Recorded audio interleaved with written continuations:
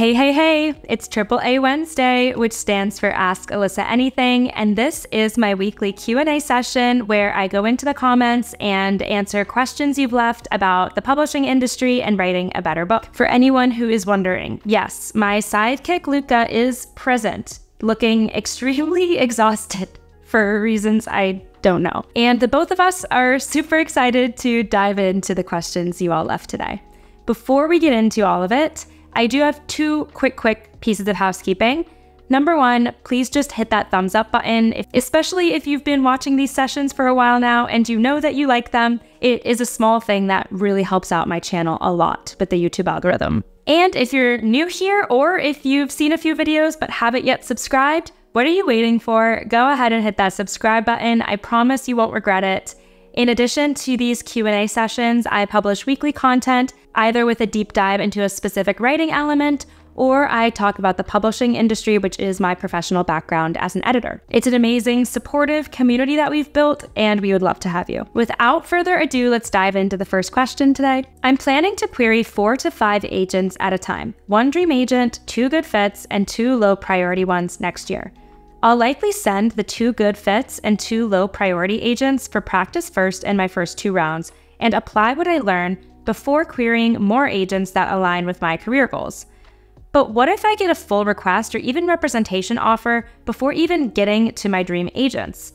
Do I take representation from an agent that likes my book just in case all my dream ideal agents don't offer me anything? Or should I only query agents that match most of my needs? I think it's a great idea to be strategic in your querying plans and be very intentional with the agents that you plan to send queries to. That said, I don't recommend getting too hung up on who your dream agents are versus lower priority agents. While it totally makes sense for you to feel drawn to certain agents based on their profiles, it's kind of like applying to colleges.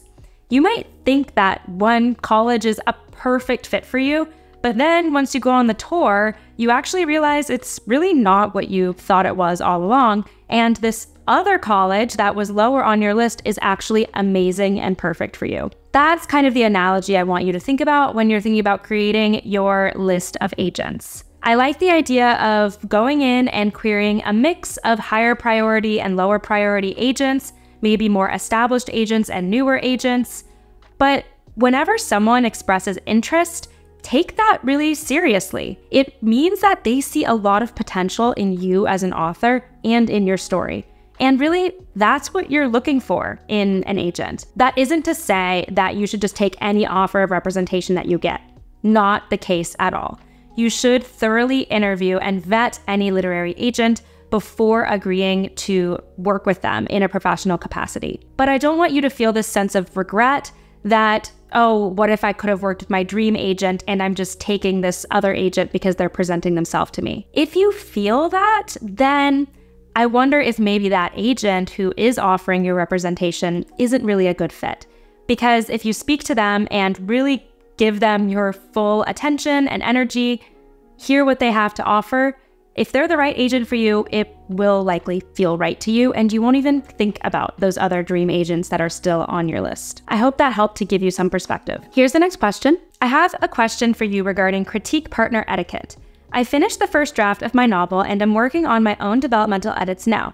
I want to find and work with critique partners eventually, but at what point in the editing process should I do this? Should my manuscript and prose be more polished first? Or is a sloppier first draft okay to send to others if it's just developmental advice I'm after for now? When you are working with a critique partner, it typically is more developmental structural work that you are doing with them. They're going to give you overall impressions on what's working really well as areas that aren't really quite gelling, maybe even give you suggestions on how to revise. Because of that, you can opt to work with a critique partner at any point during the developmental structural editing phase, which still can encompass several rounds of revision. I wouldn't say that the manuscript needs to be perfectly polished before you send it to critique partners. It's unlikely that it's truly ever going to feel perfectly polished to you, if I'm being totally honest. I think what can be a good marker is if you have taken the story as far as you can with your own edits and you need that external set of eyes. That's a great time to work with a critique partner or even a professional editor. I also recommend just being totally upfront and honest with whoever you are seeking feedback from about where you are in the process. How many drafts have you gone through already? Are there any areas that you know need work and you definitely need feedback on? Open communication is the name of the game here when you're engaging in any type of exchange of critique. Before we get into the final question today, I have a special announcement about a brand new series of content that I have created. Many of you know I'm a professional developmental editor, and I wanted to find a way to bring my specific editorial insights to you more directly in a way that you can immediately apply them to your own work in progress. So to do that, I'm experimenting with a new premium series as part of my Chapter Break newsletter, which many of you are likely already familiar with. In Chapter Break, I also am going to continue on my interview series with publishing industry insiders and successfully published authors. That's going really well and will remain totally free and accessible to you. But if you're looking for a little bit more of a deeper dive or want some more specific insights from me directly, then consider checking out the premium version as well. I'm already getting really amazing feedback from those of you who have checked it out,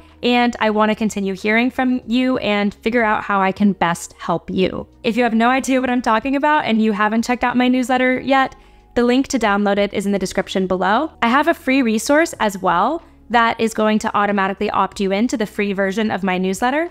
This is called my Story Self-Assessment Worksheet. It's a fun, easy quiz designed to help you see your work in progress from a new perspective and identify where you can take it from here to elevate it on the next draft. The link to both the free story self-assessment and my newsletter are in the description below. Here's the final question for today. Would submitting querying more than one manuscript of the same genre, say 2 or 3, to a single agent increase our chances of getting representation?